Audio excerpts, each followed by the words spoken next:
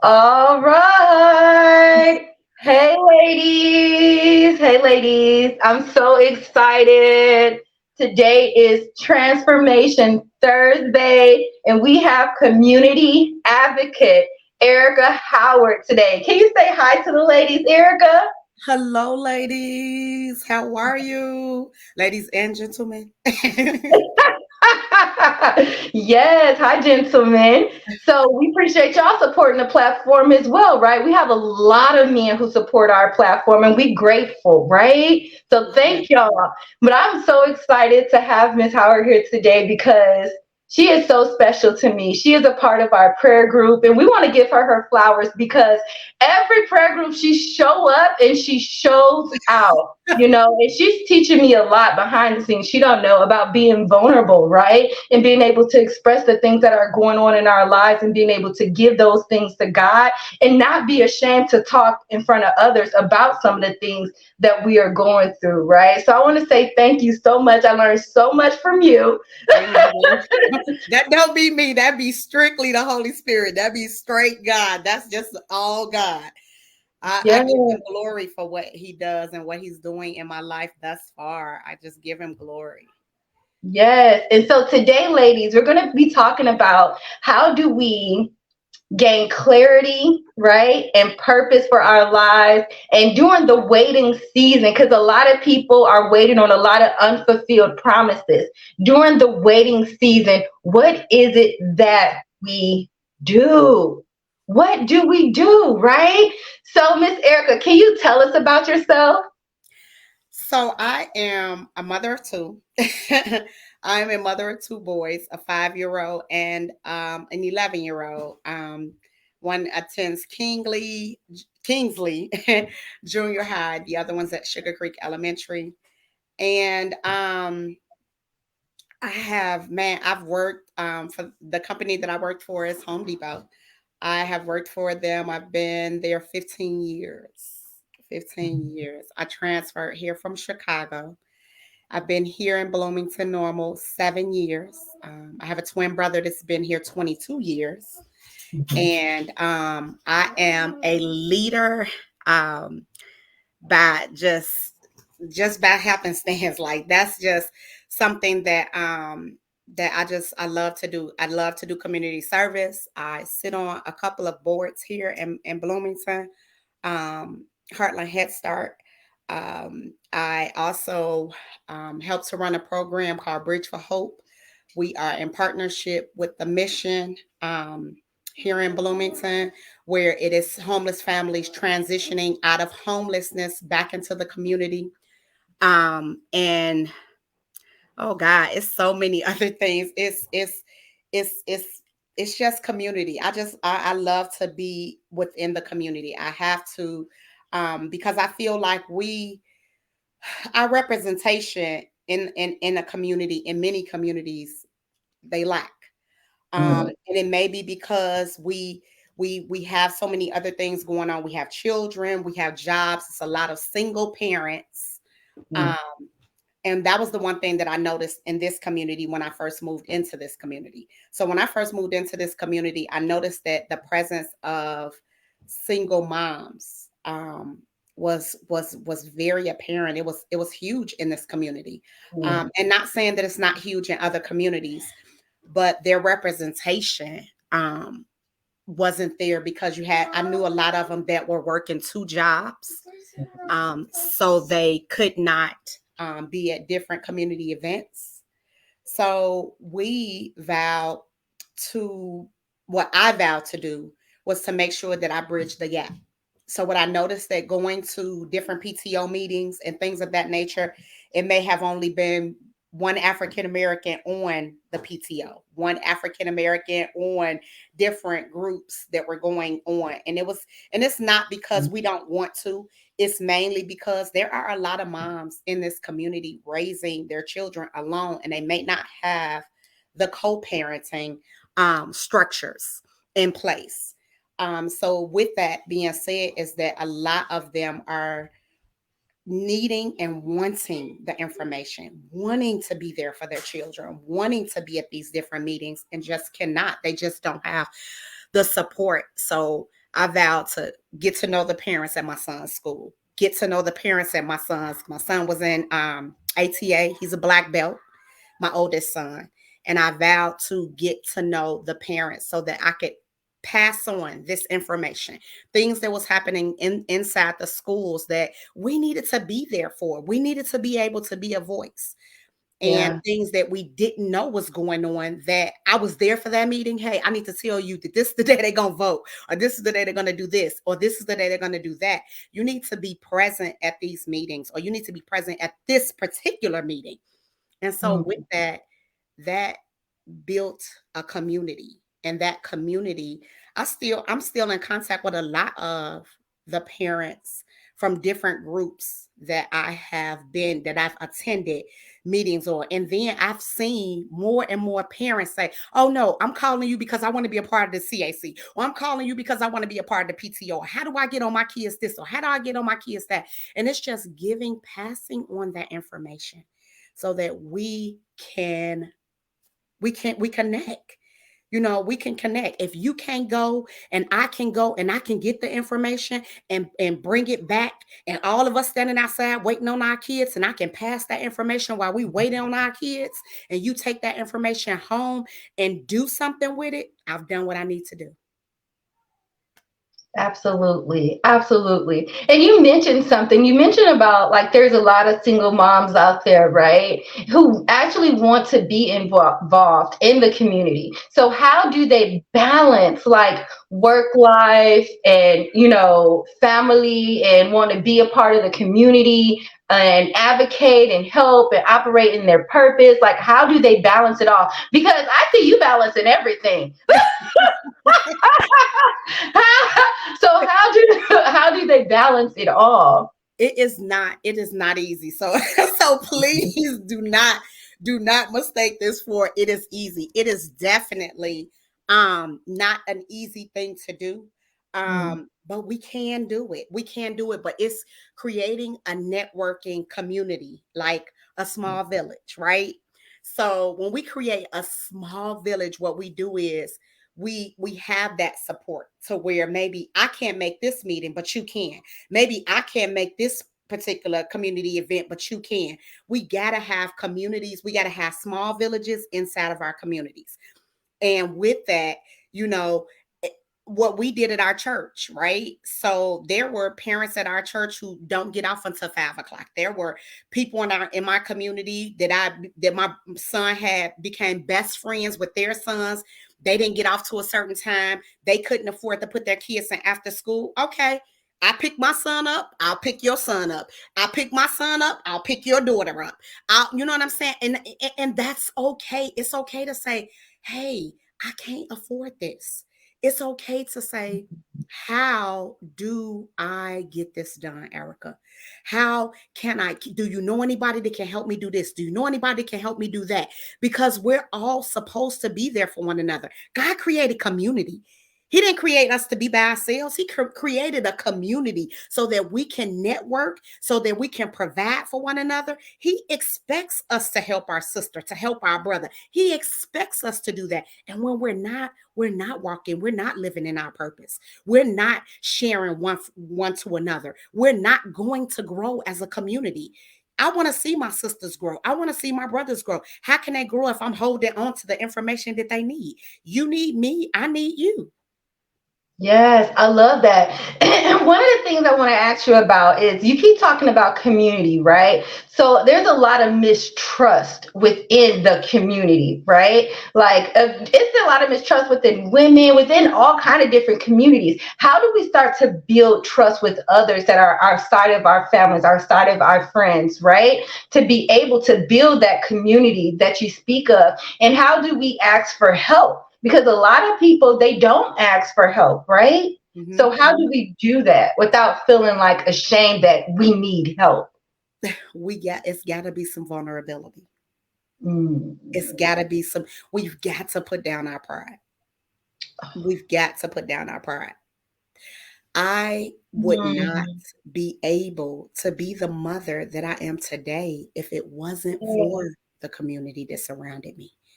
if it wasn't for the small village that I had within the community, if it wasn't for those sisters that held me up with their right hand, if it wasn't for them gathering around me and praying over me when I was suffering from depression, when I was going through a divorce, when I was going through many other things, if it wasn't for the community in God and them being a part of God's kingdom, that's another thing. Surround yourself with people that are kingdom men and women. How you gonna surround yourself around somebody that don't pray, somebody that don't, you know what I'm saying, that don't know how to go to God, that don't, because you need people that will go to God on your behalf. There are plenty of days that I couldn't pray for myself. I couldn't even hold my own head up. So guess what? You have to know, and in the spirit realm, God allows you to feel it. I may not know what you're going through, but I may know something. I may know that you're going through something. You know what I'm saying? And God may put you in my spirit. Hey, I need you to pray for Kiara. Hey, I need you to pray for Kiki. Hey, I need you to pray for Chanel. He may put these people in your spirit. You don't know what they're going through, but when you fight in a spirit realm for them, that thing breaks. And they can be well. You can't have people in your community that don't or won't. They won't go to God on your behalf. Even when you wrong, right? Even when you wrong, you got to have people in your community, in your village that'll say, girl, you wrong. You wrong. Girl, I don't want nobody in my village that can't tell me I'm wrong. I don't want nobody in my village that can't say, Ericka, that was wrong. Mm-hmm. What you did was wrong. You need to apologize. Yeah. And although I may not even be able to receive it, knowing when the right time to tell your sister or your brother when or where or how is the best thing that you could do. So guess what? You got to have a relationship with the King, because he going to tell you when the right time is. Because when you go to him in prayer and say, Lord, I want to say something, he going to tell you, hold on. Wait a second.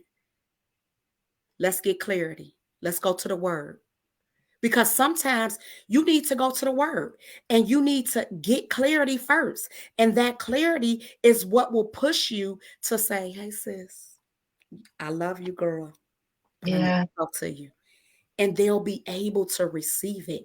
And it may not be right then and there. It may not be a month away. It may be the next year where they can receive it. And you can say, now I can say this to you. I couldn't say this to you then, but I see you going back into this. So I need to say this to you now. Ooh, come on, Ericka.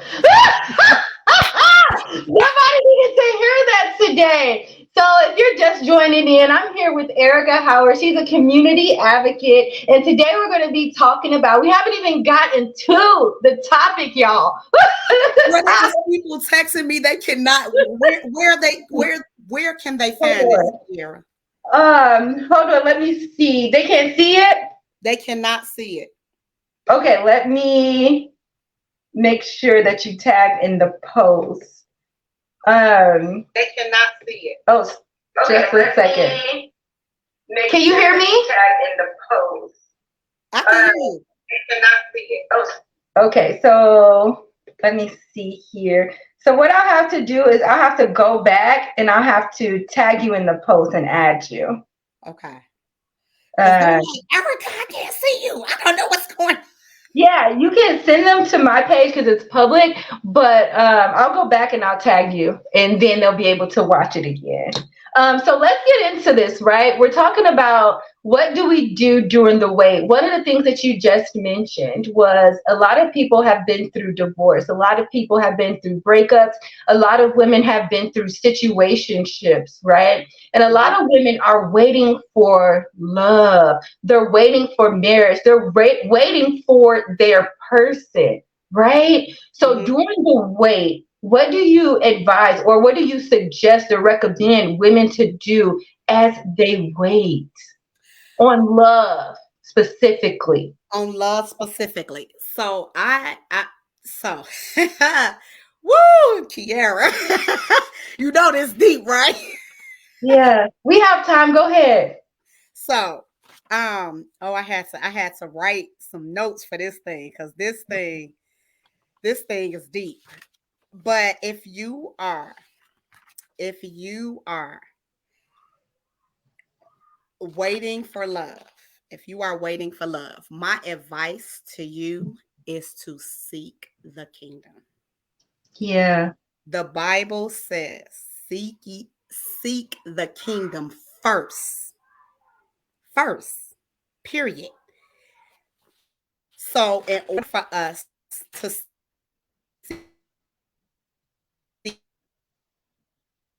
seek the 6, for after all things, do the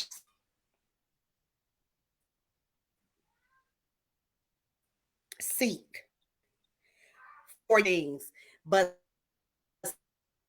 seek ye first the kingdom, all, not some, not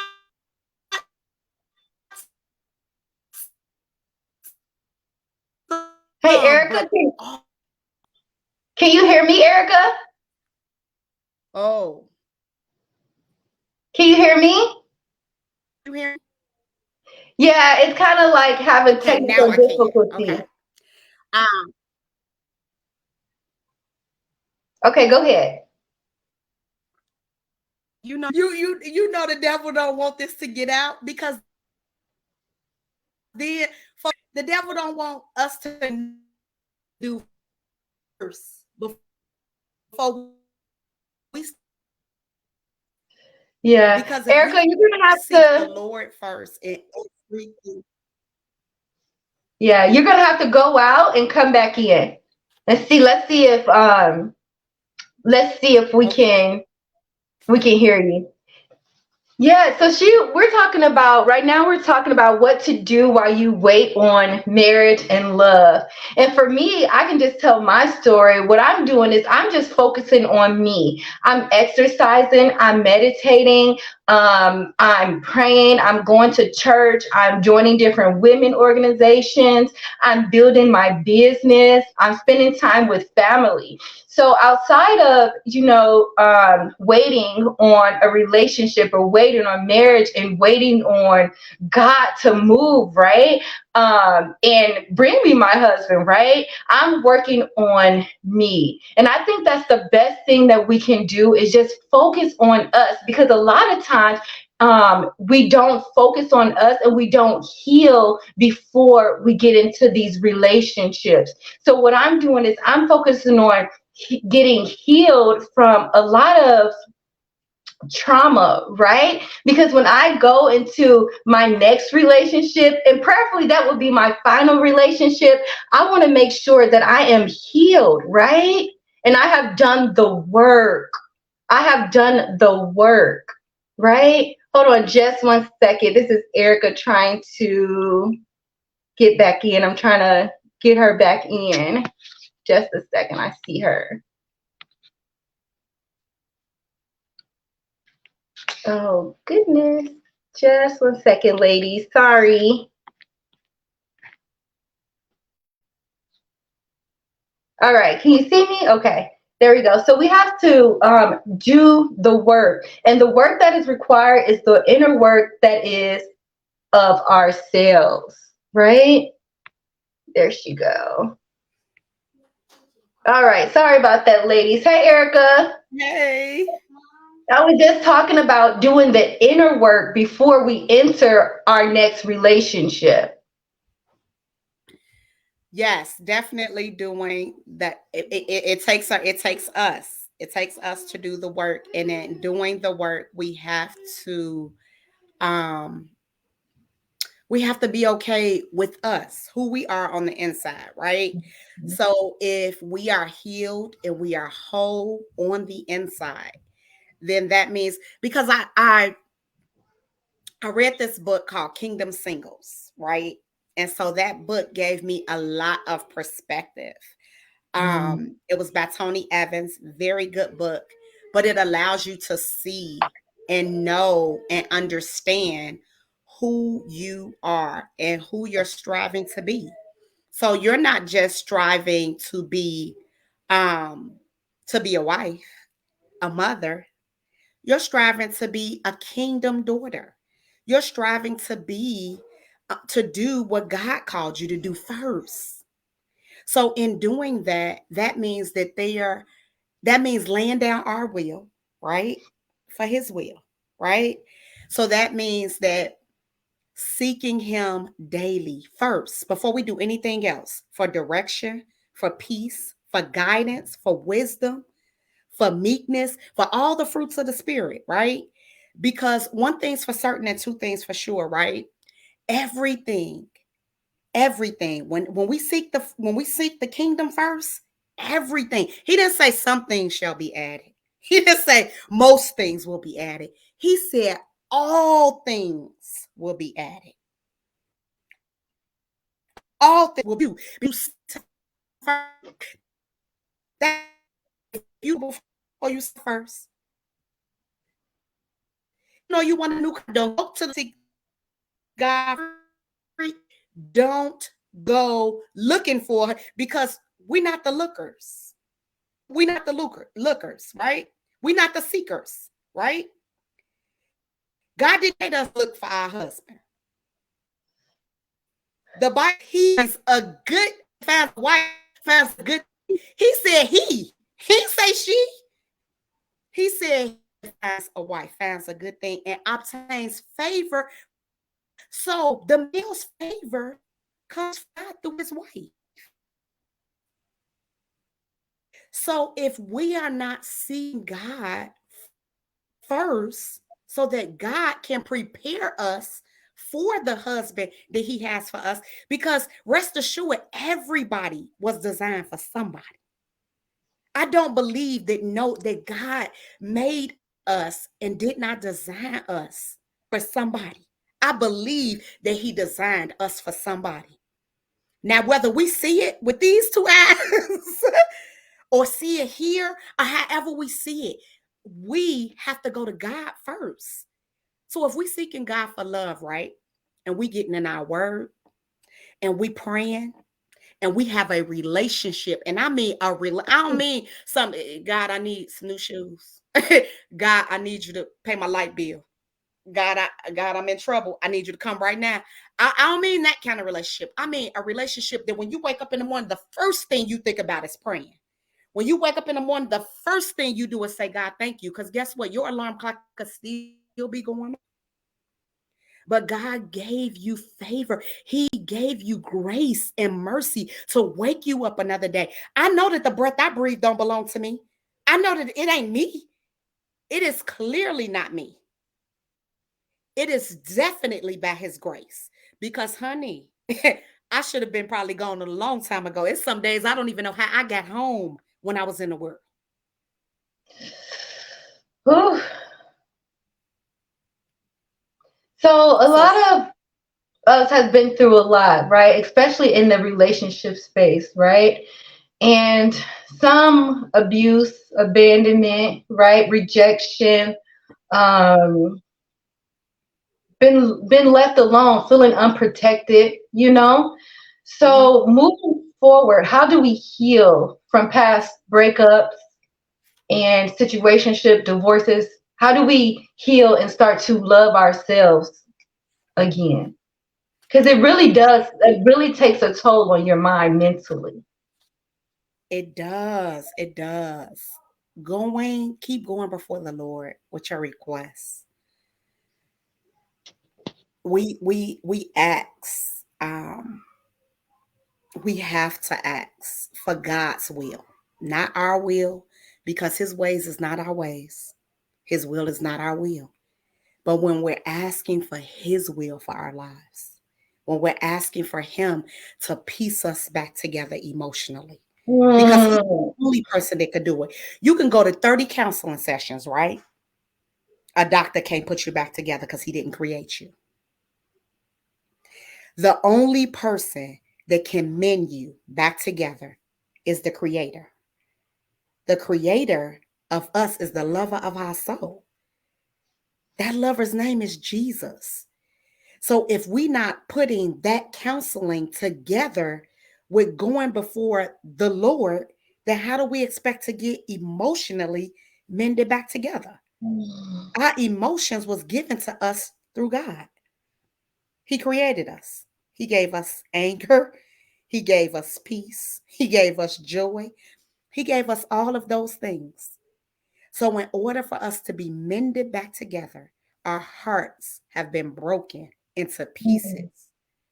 If our hearts have been broken into pieces and we Mm. going to see a therapist, Mm. if the therapist is not a Christian therapist that knows the word and it can tell you, I can only help you to do so much, it's going to require you to do some work. Do the work. And your work is going to be praying, Mm. constantly going before God, saying, God, I want to be healed. I want to be whole. Create in me a clean heart and renew the right spirit within me, God. That's one of my prayers every day. Yeah. And for that reason, it helped me to see myself and asking God, God, show me me. Mm. Because it's not just about him, it's Yeah. not just about them. You have to take accountability and responsibility for you, Yeah. because some of these actions wasn't God. Some of these decisions wasn't God. Some of these decisions was Ericka's. So Ericka has to own up to what Ericka's part in whatever decision I made that went down the drain.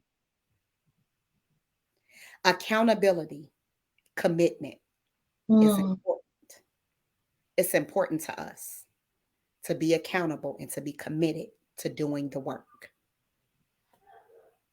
I love that. And it's so true. Like, no one can do the work but you, right? And you have to be committed. And healing is forever because life is going to continue to happen to you. But like Ericka said, if you have a strong support system of women who is surrounding you and men who are surrounding you and praying for you and there for you and want to see you grow, you will heal. You You will. will heal. Even last week, some of my friends I haven't talked to in a long time, but they saw that I was grieving.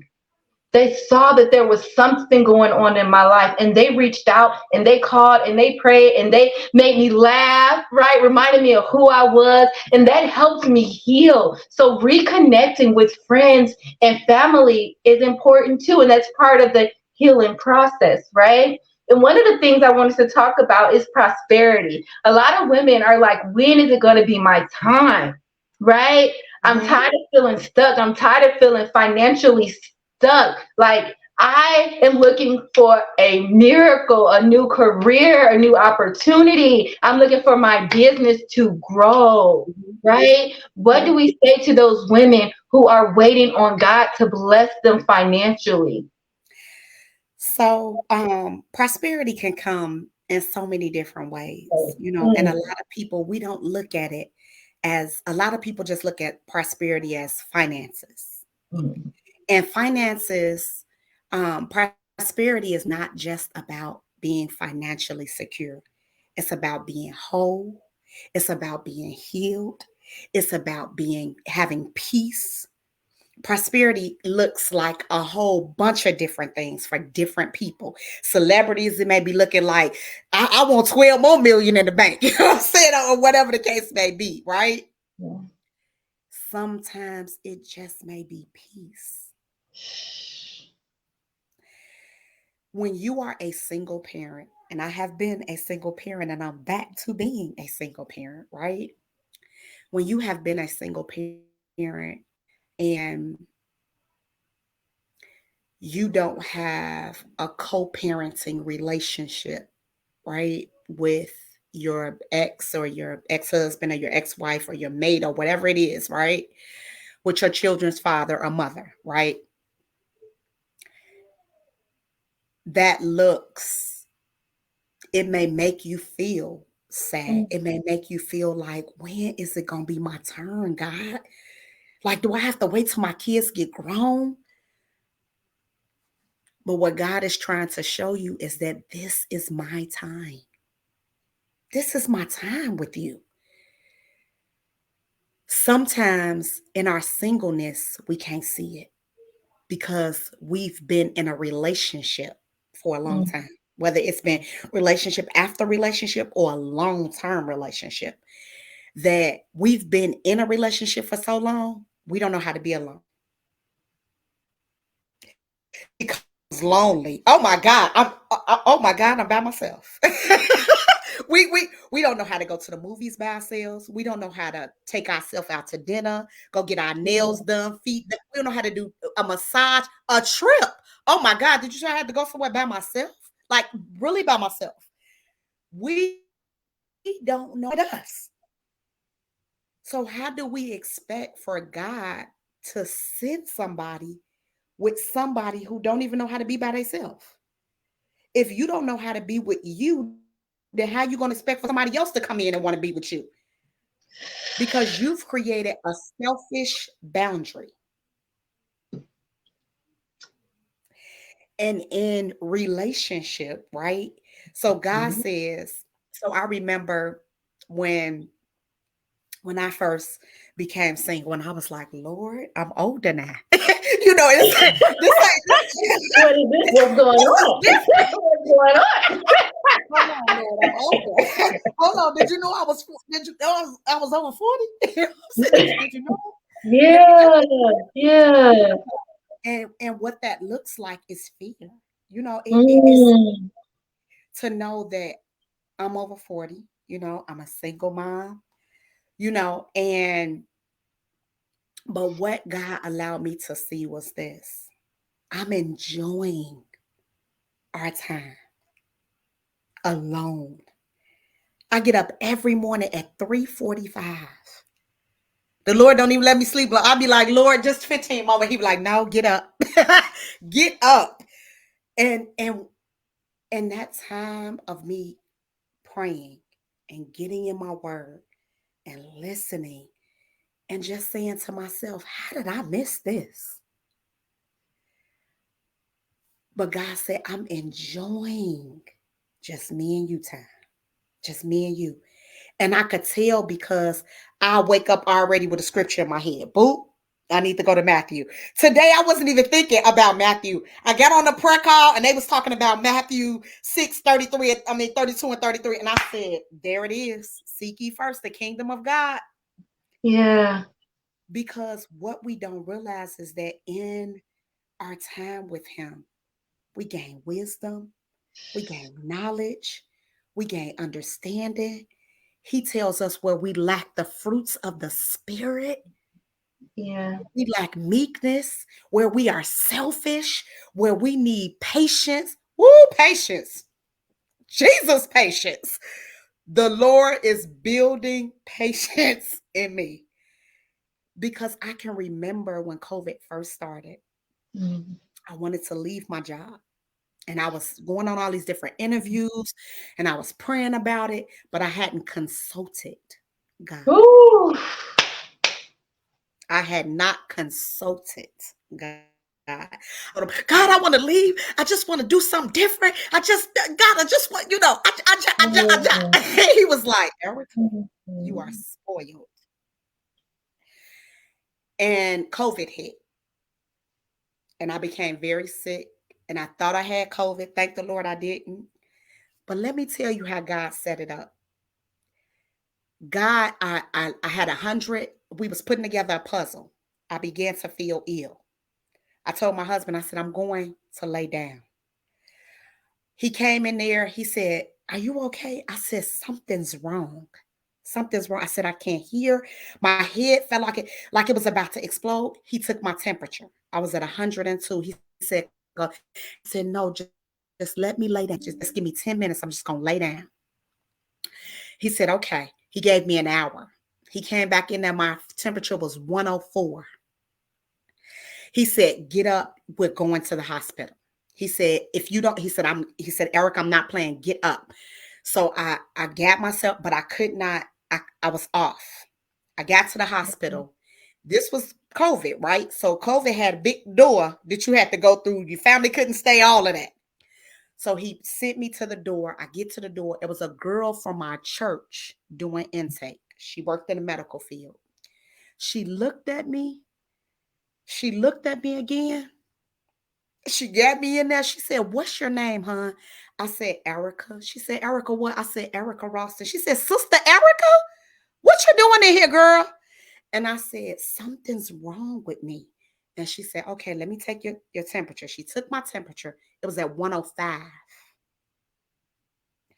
I was really, she said, "I'm just going to take you on back here." She took me on Mm. back there.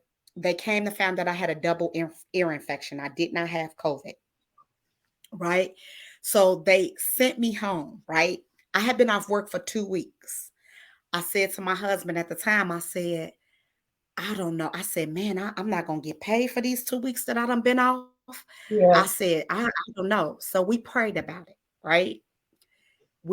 I went to work. My district manager called me to check on me. He said, "Hey, is everything okay? Are you doing all right? This and that." Because this was COVID. So everybody thought I had COVID.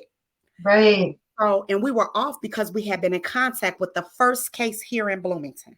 The first case here in Bloomington. Yes. The girl that took the blood for that man who passed away is a very good friend of mine, and she works at Broman Hospital. Wow. So she told me she had come in contact, so I needed to quarantine for 7 days. I had quarantined for those 7 days. I wasn't sure if I was going to get paid. I went back to work April 1st, right? Tell you how good God is. They paid me for those 2 weeks being off, turned around and gave me 2 more weeks of vacation, turned around and gave me 6 weeks, then another 2, and then another 2 for COVID Yeah. relief, right? That Right. year, right? I was trying to leave. God was saying, "I'm covering you." So I'm praying. I'm going on all these job interviews. I'm like, "God, I'm qualified. I'm more than qualified for these jobs. Why am I not getting these jobs?" God said, "I'm covering you." I said, "Okay." Didn't even Mm. realize what he was talking about when he said, "I'm covering you." Mm. I Mhm. went back to work April 1st. They was paying us double time. Do you hear me, sis? Double time plus an extra $200 if we finished our 80 hours a week. I was killing them at overtime. Do you hear me? I paid off $18,000 worth of debt and bought my first home. Oh my God. And you When were I tell, patient during the wait. Patient during the wait. but listening. When God said that he was Mm. covering me, I didn't know from what. Had I left my job and went to Yeah. one of those other jobs, I wouldn't have been able to get unemployment. I would have been laid off. I wouldn't have been able to get unemployment because I left my previous job, and I wouldn't have had a job. And me and my family would have been struggling because God said, "No, wait." He kept telling me no. No, and I was like, "God, why?" And he was like, "Wait, wait, wait." And then he said, "I'm covering you." And I said, "Covering me from what?" All the time I had no idea when I went back to work that they was going to be paying us double time. Girl, I was paying off debt like it wasn't nobody's business. Do you hear me? When I finished that debt, I said, "God," I Thank you. said, "You said that you would supply us with a home this year. This year." Oh, 2021, July 15th, I moved into my first home. My first home. Thank you, Jesus. God is When good. we wait on the Lord, Good. when we just wait, just give him Woo. time while we pray, shut up and listen for his voice. We got to be able to hear him. When he Yes. stop, when he say wait, when he say hope, when he say go left, don't go right, don't go left. When he's talking to us, when he's speaking, we gotta be able to hear him. And if we can't hear him, we can't we can't do the plan to get us to the promise. The promise. It's all about walking in your purpose. And Ericka, not to cut you, but one of the things that we're doing, and I wanted to get to this real quick, right? We're reading Women Who Pray. Oh And God. in that book, yeah, we have to just talk about some of the unfulfilled promises that Hannah had, that Sarah had, and who else was it? And Mary had, and Mary. how God gave it to them. So can you touch a little bit? I didn't mean to cut you off, but No, you okay. I wanted you to touch a little bit on those three women in the Bible and how prayer changed their lives. Changed their lives for even for Mary, just for Mary being a virgin and pregnant and not knowing what her fate even looked like, but still trusting God and saying, God, I don't know what this looked like. I don't know if these people gonna stone me. I don't know what's gonna happen, but I trust you. I trust you to get me to where I need to be. I trust that you got a plan in this thing. And I trust that even though I can't see the plan, you know which way I'm going. You know the plan before I even knew what was going on. Before I even knew I was going to be carrying Jesus, you knew because you put him here. So you knew all about it. Rolling into Hannah. Oh my God. Yeah. Just holding on, wanting a child for so long. And just saying, God, I'll give it to you. I give it to you. Nurtured this child, gave Christ. That was for me. Hannah, girl, with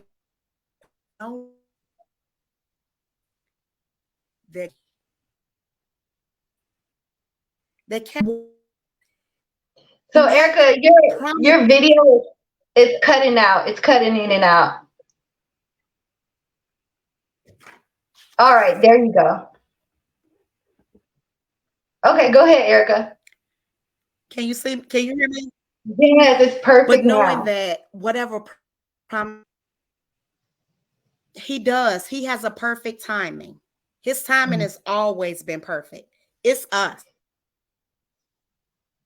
I have no idea because his ways are not. Timing is not our timing. Yeah. And I love that in the story of Hannah, right? To know when.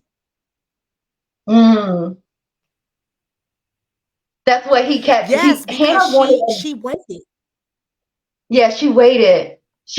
Hannah wanted a baby, and she just wasn't having the baby, right? Until one day she went and she prayed and she cried out to God and she said, God, I want this baby, and when I have this baby, I am going to dedicate that baby to you, God. And she wanted that baby so bad, but it was another lady who was provoking her, right? And she was putting her children, like, taunting her, like, I have children, you don't. I have children, you don't, right? But because Hannah was patient and she waited and she prayed and she ignored the provoking and the poking, right? So sometimes we have to just wait on God. Sometimes he's not going to tell us yes right away, and he's not going to tell us no, but he will say wait, right? And so Hannah ended up having her baby. She ended up having a son and dedicating him to God. With Mary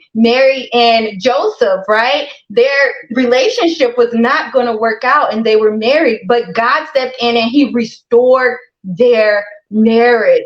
So even if you're waiting for your marriage to be restored, go read the story about Mary and Joseph, because God restored their marriage. And even Sarah in the Bible, she was 89 when God fulfilled her promises of having a child. 89. So it's never too late. We have to stop worrying about our age, like, I'm 38 and people tell me all the time, well, when are you going to have kids? Well, I've had 2 miscarriages. You don't know that, right? You don't know my story. And when it was time, God is going to fulfill that promise that he has over my life, right? So Right. continue to wait on the Lord. Is there anything else you want to say to the ladies before we leave? We've been on here about 45 minutes, Ericka. Anything else before we leave? Just a word of encouragement, what you have going on next, anything you want to leave the ladies? You asked me about 3 keys to success. Yes, for transforming your life. Yes.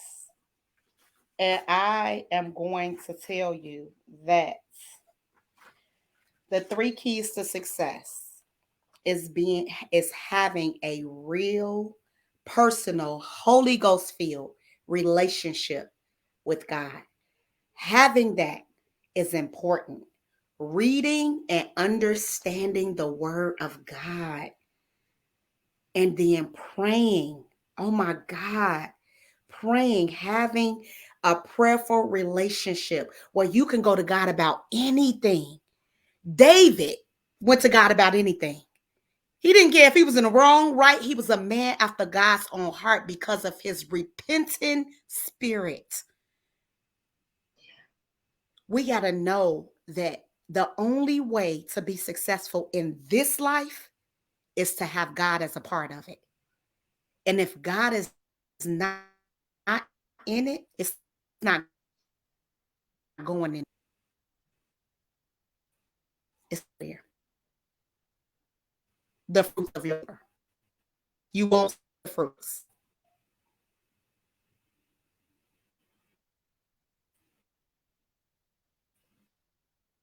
All right. Well, thank you And so God, much, Ericka. We appreciate you coming on tonight. Congratulations on your home.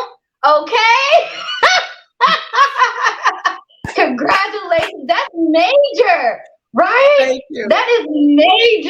Yeah, Congratulations on your home during the pandemic. And that's one of the things people don't even look at the blessings that happened. It was a lot that happened during the pandemic, but it was a lot of blessings that God was yes. pouring down on us through the pandemic. I started my business during the pandemic. You Wonderful. know? So God has been moving, and we have to look at the little things. Like Ericka said, it's not about like the big financial blessings. It's the little blessings every single day that indicates prosperity, that indicates love, that indicates clarity for our lives, right? So y'all Yes. need to join our prayer community, right? Yes. We meet every month, and right now we're reading The Women Who Pray by TD Jakes. And y'all, It's it is good. good. It's It good, is y'all. good. If you ever had any doubts, Yes. if you ever had any doubts about what God can do in your life, you read that book about those 12 women who God consistently changed their lives and honored their prayers in his time when they prayed to him. And sometimes it's the silent prayers, right? God hears those too. You don't even have to say nothing. He That knows you. He hears you. He knows the desires of your heart, and he is going to give them to you. Or he'll have people like Ericka interceding for you. So you don't have to worry. Let the worry go, the stress go. Take the control and give it back to him. Release it to him. It's done. It's done. I love y'all ladies. And Ericka, thank you so much. And we will have to do this again. Bye. definitely. Thank you so much.